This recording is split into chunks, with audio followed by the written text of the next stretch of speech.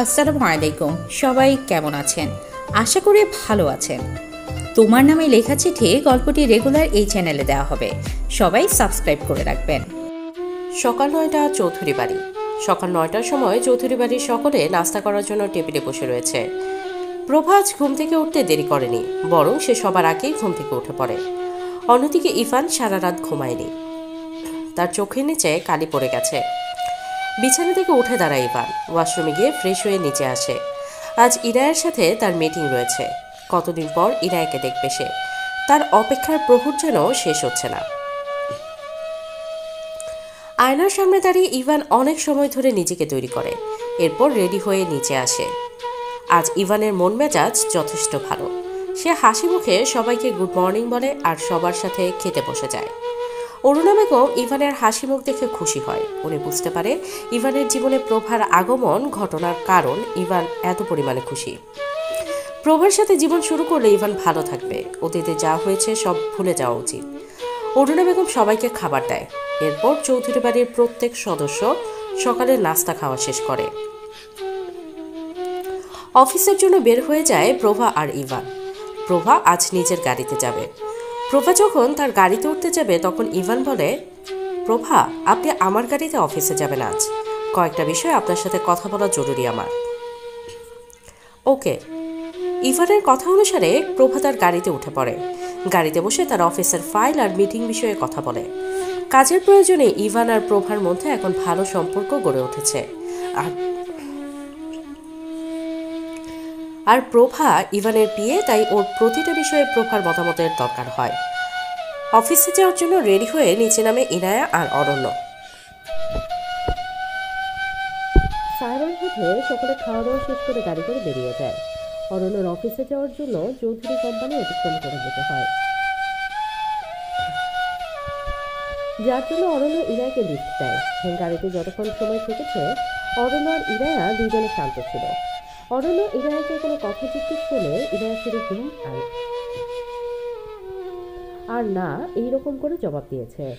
প্রায় 30 মিনিট পর তারা চৌধুরী কোম্পানির সামনে এসে ইরায়া নিজেকে রেডি করে গাড়ি থেকে নামে। যাওয়ার সময় বলে, ওকে অরণ্য, আমি যাই। গাড়ি থেকে নেমে যাওয়ার আগে অরণ্য ওর হাত ধরে ফেলে। সামনে থেকে ড্রাইভারকে উদ্দেশ্য করে বলে, ড্রাইভার, তুমি একটু বাহিরে যাও। ড্রাইভার অরণ্যর কথা অনুসারে বাহিরে চলে যায়। অরণ্য ইনায়াকে ধরে নিজের কাছে নিয়ে আসে। অরণ্য যতটা কাছে নিয়ে আসা যায় ইনায়াকে ঠিক ততটা কাছে সে নিয়ে আসে। ইনায়া অরণ্যর এমন কাজে ভ্রুকুচকে ওর দিকে তাকায়। অরণ্য হাসি মুখে বলে, বউ, এত সময় ধরে আমার থেকে দূরে থাকতে তুমি, তোমাকে অনেক মিস করবো, আমার অনেক কষ্ট হবে। অরণ্যর এমন কথা শুনে ইনায়া বলে, তো এখন কি করব আমি? ইনায়া কতটা কর্কশ গলায় বলে। অরণ্য রোমান্টিক মুডের 12টা বাজাতে ইনায়ার এমন কথাই যথেষ্ট। তার বউ বড্ড আনরোমান্টিক।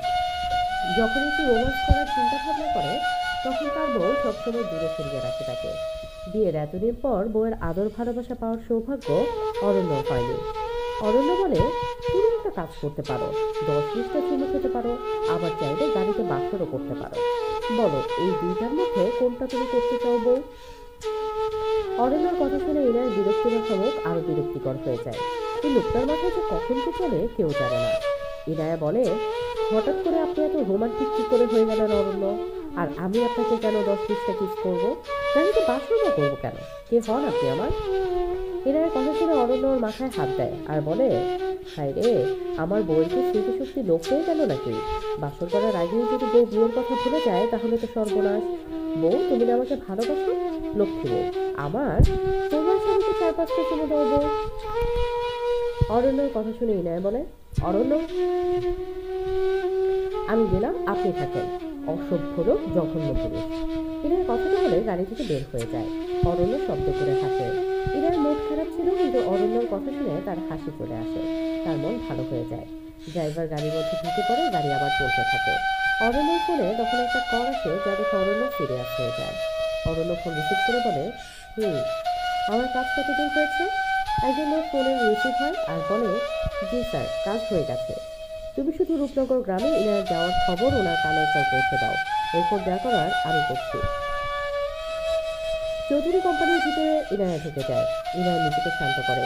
যদিও অরণ্যর কথার কারণে ইনায়ার হাসি পায়, তবুও সিলভানের সাথে কথা বলতে দেখা হবে, যার কারণে তার মন খারাপ হয়ে যায়। ইনায়া নিজেকে শান্ত করে, এরপর অফিসের ভেতরে চলে যায়।